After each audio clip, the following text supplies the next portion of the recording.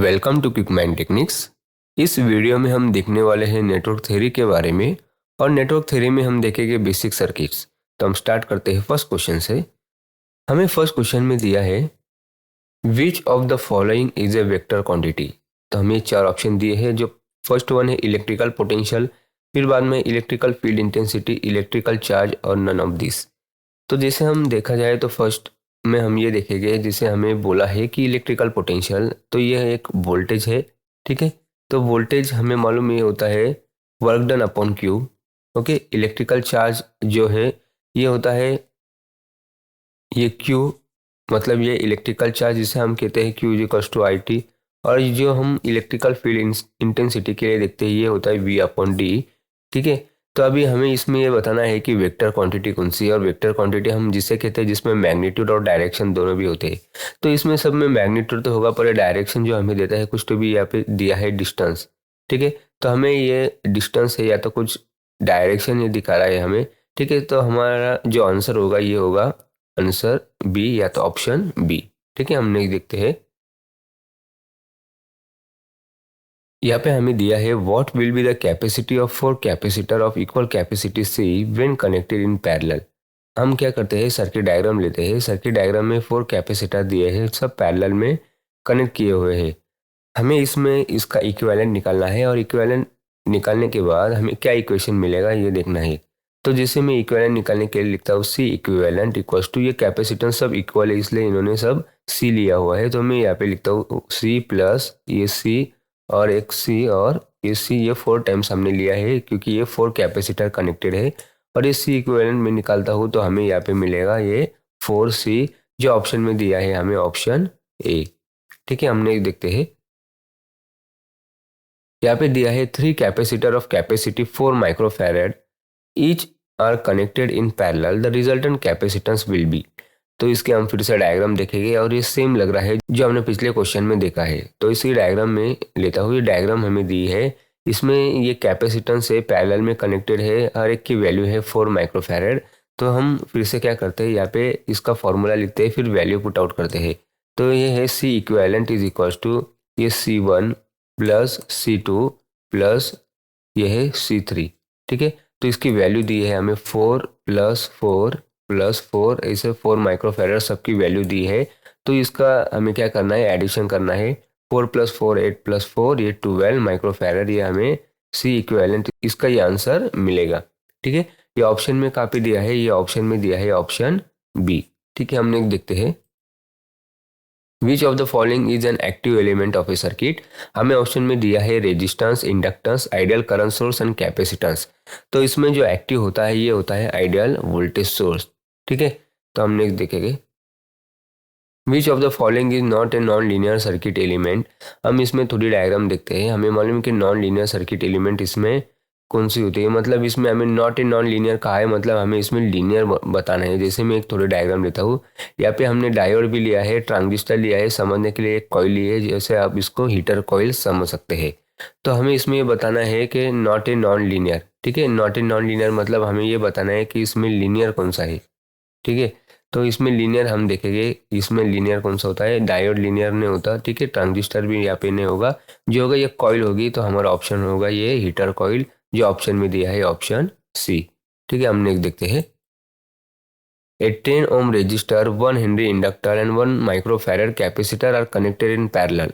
The combination is driven by a unit step current. Under the steady state condition, the source current flows through the।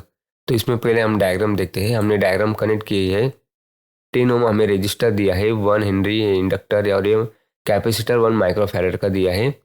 तो पहले हम क्या देखेंगे, इसमें आपको कुछ सॉल्व नहीं करना है। इसमें सिर्फ एक क्या है, आप ट्रिक कह सकते हैं या तो लॉजिक कह सकते हैं इसको। ठीक है, एक कंसेप्ट है। तो आपको जो ये रजिस्टर इंडक्टर और कैपेसिटर दिया है ये सब पैरेलल में कनेक्ट किए हुए हैं। ठीक है, तो आपको ये जो दिया है ये सिर्फ आपको ये बताना है कि इसका रिजल्ट क्या आएगा। मतलब अगर ये यूनिट स्टेप करंट या तो फिर under the steady state condition ऐसा होगा तो ये डीसी को कनेक्ट है। तो हम ये देखेंगे कि डीसी में इसका ऑपरेशन क्या होता है। जैसे मैं अगर पहले कैपेसिटर के बारे में देखता हूँ तो यहाँ पे अगर यहाँ से मैंने कैपेसिटर निकाला और यहाँ से ये इसको मैंने टर्मिनल निकाला, तो ये कैपेसिटर डीसी के लिए हमेशा ओपन होता है।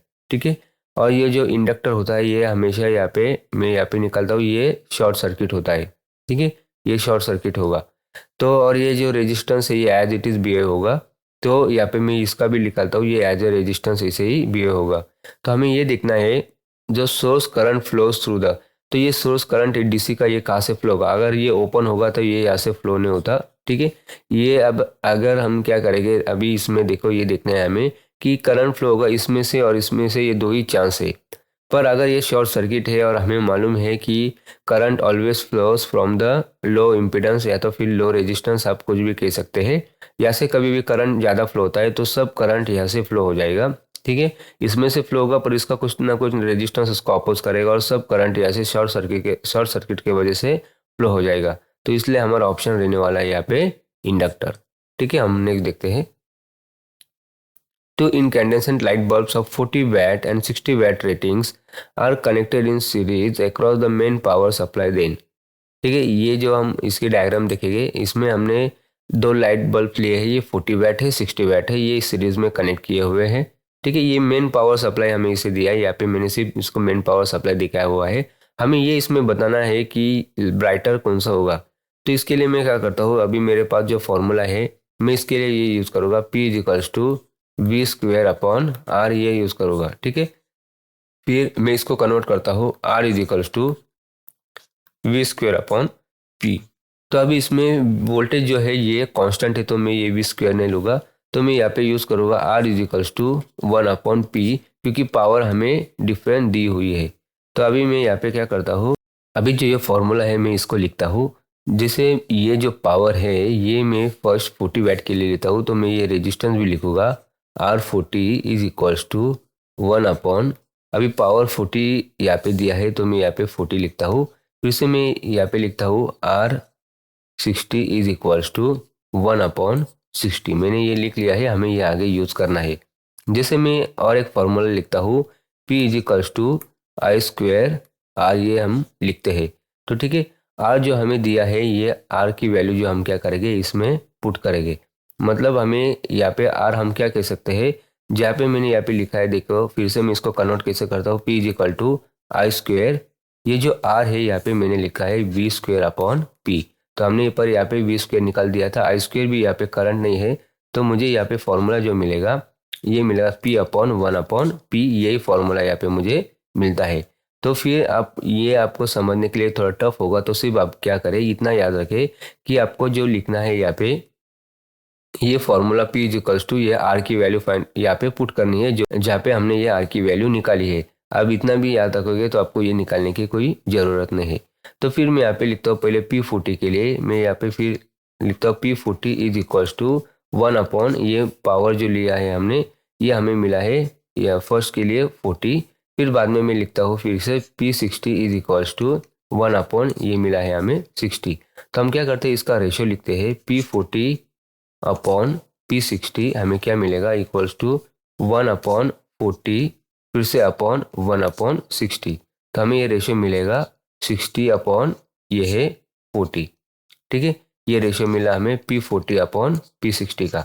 तो आगे हमें ये क्या मिलेगा, P40 इज इक्वल्स टू, ये हम क्या करेंगे यहाँ पे 0 और ये 0 कैंसिल करेंगे, 2 3 जा 6 और 2 2 जा 4, मतलब ये हमें मिलेगा 1.5, यहाँ पे मैं लिखता हूँ P60। तो हमें P40 की जो पावर है मिलती है 1.5 टाइम्स ऑफ P60। तो हमें ये मालूम होना चाहिए, या तो फिर इससे हमें ये पता चलता है कि P40 होता है ये ज़्यादा ब्राइटनेस, मतलब 40 वाट का बल्ब ये होगा ब्राइटनेस ज़्यादा होगा, ठीक है। तो हमें ये जो ऑप्शन में दिया है इसका आंसर, ये हमारा ऑप्शन में है ये डी की 40 वाट बल्ब ग्लोज ब्राइटर, ठीक है। इसमें हमें क्या क्या दिया था हम ये भी देखेंगे, 100 वाट बल्ब का ही बताया था, 60 वाट बताया था, 50 वाट बताया था, पर इसमें हमें 100 ये तो नहीं है, सिर्फ हमें 60 और 40 का देखना है। तो हमें ये मालूम है ऑप्शन हमारा डी क्या है, राइट है, ठीक है। हम नेक्स्ट देखते हैं। 12 1 ohm resistance are used as a edge to form a cube. The resistance between two diagonally opposite corners of the cube is। तो इसमें 1 ohm रेजिस्टेंस एज दिया है, ये एज क्या कर रहे हैं, मतलब 1 ohm रेजिस्टेंस के ये क्यूब कनेक्ट करने में हमारी मदद कर रहे हैं। जैसे यहाँ पे 12 है तो 12 इसमें किससे आएगा, जैसे मैं यहाँ पे लिखता हूँ ये है 1 ohm यहाँ पे मैं लिखता हूँ ये 1 ओम, यहाँ पे भी 1 ओम। ठीक है, मैंने इसमें रेजिस्टेंस नहीं लगाया, पर ये हमारे लाइन ही रेजिस्टेंस है और ये हमें क्या कर रहे हैं, ये 1 ओम कनेक्ट करके दे रहे हैं। तो ये मैंने इसे सब यहाँ पे ओम यहाँ पे निकाल दिया है। ठीक है, ये सब यहाँ पे आएंगे, यहाँ पे भी आएंगे। ठीक है, तो आप इसको, मैं सिर्फ इतना ही निकालता हूँ, आप समझ लेना। ये 1 ओम के 12 रेजिस्टेंस है। यहाँ पे मैं आपको काउंट करके दिखाता हूँ। देखो, ये 1 है, ये 2 है, ये 3 और ये 4। ये ऊपर टॉप के 4 हो गए, ये नीचे के भी 4 है, 1, ये 2, ये 3 और ये 4। फिर ये 4 और 4 8, ये 8 हो गए, ये 9 10 11 और 12, ये से 12 है। ठीक है, तो हमें इसमें क्या करना है कि ये resistance between two diagonally opposite, हमें यहाँ पे रेजिस्टेंस फाइंड आउट करना है। तो डायगोनली अपोजिट मतलब यहाँ पे ये एक होगा। ठीक है, इसके अपोजिट में हमें क्या करना है, ये देखना है यहाँ पे। ठीक है, तो हम क्या करेंगे, इसके अक्रॉस, ये कॉर्नर के अक्रॉस हम क्या करेंगे, रेजिस्टेंस देखेंगे, हमें कितना मिलता है इसके अक्रॉस, हम इक्विवेलेंट ढूंढेंगे। तो जैसे मैं यहाँ पे ये कनेक्शन मैंने किया कि हमें इसके अक्रॉस यहाँ पे वैल्यू फाइंड आउट करनी है। ठीक है, तो अभी देखो यहाँ पे ये सब 1 ओम में, ये सब जगह 1 ओम में। तो यहाँ से अगर करंट फ्लो होगा तो ये यहाँ पे जाके हमें कितना पैरेलल डायरेक्शन यहाँ पे मिलती है, यहाँ पे ये डायरेक्शन पैरेलल मिलती है, ये मिलती है और ये मिलती है।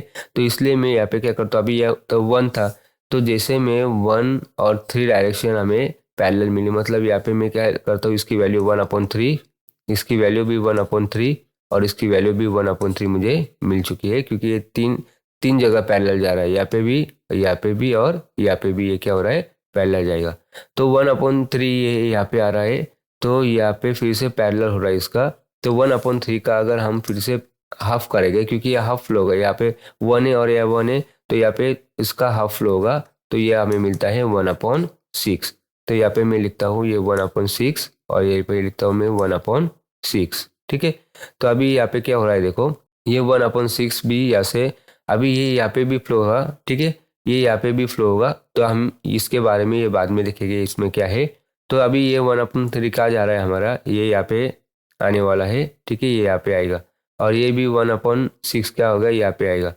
तो फिर अभी ये 1/3 यहाँ से फ्लो हुआ, तो यहाँ पे भी ये डिवाइड हो रहा है, यहाँ पे 1/3 था, यहाँ पे ये हो जाएगा 1/6 और यहाँ पे भी 1 हो जाएगा, ये 1/6। ठीक है, तो ये यहाँ से फ्लो हो रहा है, ये यहाँ पे आ जा रहा है। ठीक है, और ये भी यहाँ पे आ जा रहा है, तो यहाँ पे हमें मिलेगा 1/3। ठीक है, तो अभी हम क्या करेंगे, इसके इक्विवेलेंट हमें ये कॉर्नर के, जो यहाँ पे इस कॉर्नर से इस कॉर्नर तक डायगोनली जो रेजिस्टेंस फ्लो हो रहा है, हमें इसके अक्रॉस का ये इक्विवेलेंट निकालना है। ठीक है, तो अभी मैं क्या करता हूँ, मैंने ये एक डायग्राम बना लिए है, तो इसके अक्रॉस हम क्या करेंगे, ये केवीएल यूज़ करेंगे। ठीक है, तो हम केवीएल यूज़ करेंगे, यहाँ पे एक वोल्टेज दिया हुआ है हमें। ठीक है, तो मैं इसको क्या करता हूँ, ये वोल्टेज ये प्लस लेता हूँ इसको, फिर इसको मैं क्या करूँगा, ये यहाँ पे फ्लो हो रहा है ये -1/3। ठीक है, फिर यहाँ पे आ जाएगा ये 1/6, ये भी -1/6 और यहाँ पे जो आ रहा है ये -1/3 = 0। तो यहाँ पे मुझे ये मिलेगा V = 1/3 + 1/6 + 1/3। ठीक है, हम इसका एलसीएम लेंगे, तो एलसीएम यहाँ पे कितना आएगा, 6 आएगा। तो फिर मैं यहाँ पे लिखता हूँ V = ये 6 एलसीएम है, अगर मैं इसको सबको 6 से मल्टीप्लाई करूँगा, क्योंकि हम एलसीएम ले रहे हैं, तो ये हमें मिलेगा, ये 6 लेके यहाँ पे 2 मिलेगा, ये 1 प्लस यहाँ पे फिर से 2 मिलेगा, क्योंकि हम ये मल्टीप्लाई कर रहे हैं और उसका एलसीएम हमने लिया 6। तो ये हमें कितना मिलेगा, 2 + 1 + 2, ये कितना मिला हमें, ये 5 मिला अपॉन ये 6 मिला। तो हमने ये क्या निकाला है, ये रेजिस्टेंस निकाला है इसके अक्रॉस। ठीक है, तो ये हमें 5/6 मिला था, जैसे हमने यहाँ पे ये वोल्टेज लिया था, एक्चुअली ये रेजिस्टेंस है पर हमने यहाँ पे वोल्टेज ये लिया था। तो ये 5/6 ये क्या था, ये सब रेजिस्टेंस था और ये रेजिस्टेंस है, ये IR। ठीक है, हम V = IR ये यूज़ करते हैं। ठीक है, फिर ये V/I, हम इसे V/I इसको लिख के, ये होता है 5/6, ये R, इसमें ओम में मैं लेता हूँ इसको डायरेक्टली। तो V/I हम क्या लिखते हैं यहाँ पे, रेजिस्टेंस, तो ये R = हमें क्या मिला, 5/6 ओम। हमें ये डायरेक्ट, मैंने यहाँ पे ये सब कैलकुलेट नहीं किया, ये I यहाँ पे नहीं लिया, क्योंकि मैंने ये डायरेक्टली लिया है। पर हम ये जो निकालते हैं, ये R इक्विवेलेंट हमें निकालना है और हम इसे R इक्विवेलेंट लेते हैं, जैसे हम केवीएल में वोल्टेज लेते हैं V इक्वल्स टू IR, ये सेम वैसे ही है। ये सब मैंने रेजिस्टेंस लिखा और ये आई मैंने कंसिडर नहीं किया था, इसमें डायरेक्ट मैंने रेजिस्टेंस की वैल्यू पुट कर दी थी। पर मैंने लास्ट में इसको आपको ये बता दिया कि ये वोल्टेज, या तो फिर आप इसको ये कह सकते हैं, या तो आप इसको ये फंस सकते हैं कि ये सब क्या है, वोल्टेज है। पर यहाँ पे हम करंट लेते हैं और एक रेजिस्टेंस होता है, तो हमारा ये ओम्स लॉ हो जाता है। फिर ये करंट यहाँ पे आ जाएगा, तो ये आर इक्विवेलेंट हमें यहाँ पे मिलेगा, और हमारा आंसर जो होगा ये 5/6 जो ऑप्शन में दिया है यहाँ पे, ऑप्शन ए। हम नेक्स्ट देखते हैं, which of the following statement is true about the conductor position mark 1 in the figure. ये फिगर दी है और इसमें ये मार्किंग की है ये 1 पे, ये क्या है हमें बताना है। जैसे हम फर्स्ट चेक करते हैं, this point of the conductor has a definite potential against the earth, पर ये आई और एरो दिया हुआ है, तो ये पोटेंशियल इसमें कुछ नहीं आने वाला, ऐसा पोटेंशियल नहीं रहेगा। बाद में this point of the conductor has a definite voltage, ये वोल्टेज भी नहीं है। बाद में an electric current flows through the conductor, हाँ ये हो सकता है, पर हम फोर्थ ऑप्शन देख लेते हैं। यहाँ पे दिया है protons flow through the conductor, ये नहीं है, तो हमारा ऑप्शन है ऑप्शन सी कि यहाँ से इलेक्ट्रिक करंट इस वायर से फ्लो हो रहा है। ये इसका क्या है, एरो, और ये सिंबल इसका ही दिया हुआ है। ठीक है, हम नेक्स्ट देखते हैं, in the circuit shown below how will the voltage V1 and V2 change when the switch S is closed. In the circuit shown below, how will the voltage V1 and V2 change when the switch S is closed? तो हमें इसमें क्या करना है मैं आपको बताऊंगा, पर पहले मैं इसके लिए नई डायग्राम ले लेता हूँ। ये डायग्राम मैंने क्या किया, नया डायग्राम लिया। इसमें जो है हमने सेम वैसे ही ये डायग्राम है, बाकी कुछ नहीं। देखो ये रेजिस्टेंस और ये रेजिस्टेंस, सिर्फ इसमें हमने क्या किया, इसकी लेंथ बढ़ा ली है, बाकी डायग्राम तो सेम है।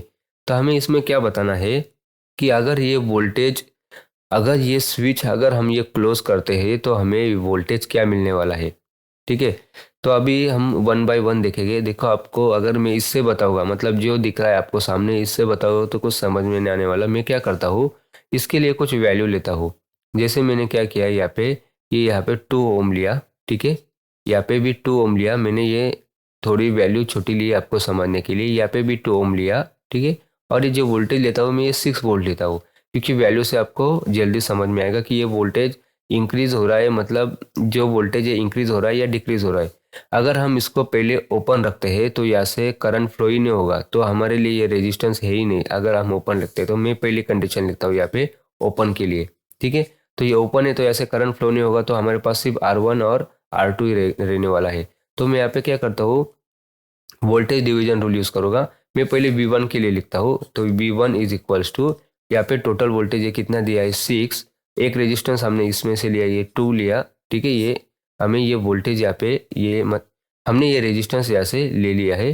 फिर इसका एडिशन 2 + 2 4, इसलिए मैंने ये क्या किया, सेम लिया समझने के लिए। ये 2 1 2 और ये 2 2 4, फिर 2 1 2 और ये 2 3 6। ठीक है, ये V1 इज इक्वल्स टू हमें कितना मिला, 3 वोल्ट मिला। पर हमें ये क्या किया, हमने ये ओपन के लिए निकाला, हमें पूछा है क्लोज के लिए, तो मैं यहाँ पे क्लोज के लिए निकालता हूँ। ये है क्लोज के लिए। अभी यहाँ पे मैंने ये क्या किया, ये क्लोज कर दिया। अभी ये क्लोज करने के बाद ये रेजिस्टेंस इसमें ऐड होता है, और ये रेजिस्टेंस ऐड होने के बाद आपको ये पैरेलल सर्किट लेना पड़ेगा। तो पैरेलल सर्किट के लिए आपको ये रेजिस्टेंस 2 ओम और 2 ओम, इसका इक्विवेलेंट कितना मिलेगा अभी, 1 ओम। जैसे हम यहाँ पे लिखते हैं, जैसे देखो आपको ये काफ़ी बार हमने ये देखा है कि अगर सेम रेजिस्टेंस पैरेलल में होगा तो उसका हाफ कर लेना है। तो मैं तो भी यहाँ पे निकालता हूँ, R equivalent is equals to 2 × 2 upon यहाँ पे 2 + 2, यहाँ पे हमें मिलता है ये 4, और ये नीचे भी 4, 2 2 × 4 और 2 + 2 4, और इसका हमें 1 मिलेगा। तो मैंने डायरेक्टली 1/2 ले लिया है। ठीक है, तो अभी क्लोज के लिए मैं क्या करता हूँ, यहाँ पे V1 के लिए निकालता हूँ, फिर V1 मुझे मिलेगा। फिर से जो टोटल वोल्टेज है 6, इसका रेजिस्टेंस इसके लिए निकाल रहे हैं, ये 1 ओम यहाँ पे मिलेगा। हम इसका एडिशन करेंगे, 2 + 1 यहाँ पे मिलेगा 3, 3 1 3, 3 2 6। तो V1 हमें मिला यहाँ पे 2 वोल्ट। हमें ये काम आने वाला है, हम इसको चेक करेंगे। ठीक है, फिर बाद में मैं निकालता हूँ V2 के लिए। V2 यहाँ पे है, टोटल वोल्टेज है 6, और V2 जो हमें यहाँ पे रेजिस्टेंस दिया है 2 है, और ये इसका एडिशन है 2 + 1, ये 3 है। मैंने डायरेक्टली यहाँ पे लिया, 3 1 3 और 3 2 6। तो V2 हमें मिलता है, ये मिलता है यहाँ पे 4 वोल्ट। तो अभी इसमें देखो, अभी ये समझने के लिए आपको आसान है, क्योंकि मैंने यहाँ पे वैल्यू बेस ये सॉल्व किया है। अगर मैं डायरेक्टली आपको ऐसे बताता तो कुछ समझ में नहीं आता। तो हमें यहाँ पे मिला है V2 ये बड़ा है, देखो V1 ये छोटा है, तो हमें ये बताना है इसमें ये होता है V1 ये डिक्रीज होता है, ठीक है, मतलब इक्विवेलेंट ऐड करने से, एक रेजिस्टेंस ऐड करने से डिक्रीज होता है और ये इंक्रीज होता है। सिर्फ हमें ऑप्शन में ये देखना है कि इंक्रीज और डिक्रीज कौन सा है। V1 डिक्रीज हम चेक करेंगे, V1 डिक्रीज यहाँ पे भी है, यहाँ पे भी है, और यहाँ पे V1 क्या दिया इंक्रीज, तो ये दोनों ऑप्शन हमारे चले जाएंगे। तो हमें ये डिक्रीज पर अभी यहाँ पे V2 इंक्रीज है, V2 इंक्रीज यहाँ पे दिया है, तो हमें जो ऑप्शन में हमारा जो ऑप्शन है ये है हमारा ए, ऑप्शन ए, ये हमारा राइट है, ठीक है। तो आपको ऐसा निकालना है, वैल्यू नहीं पुट करनी है, आपको सिर्फ इतना याद रखना है कि अगर आपको कुछ इक्विवेलेंट रेजिस्टेंस में मिलता है तो उसकी वैल्यू कम हो जाती है, तो डायरेक्टली आपको बताना है कि V1 डिक्रीज हो जाएगा और V2 इंक्रीज हो जाएगा, पर मैंने ये वैल्यू बस आपको बता दिया, ठीक है। यहाँ पे हम रुकते हैं, फिर मिलते हैं नेक्स्ट वीडियो में कुछ नए कंसेप्ट के साथ।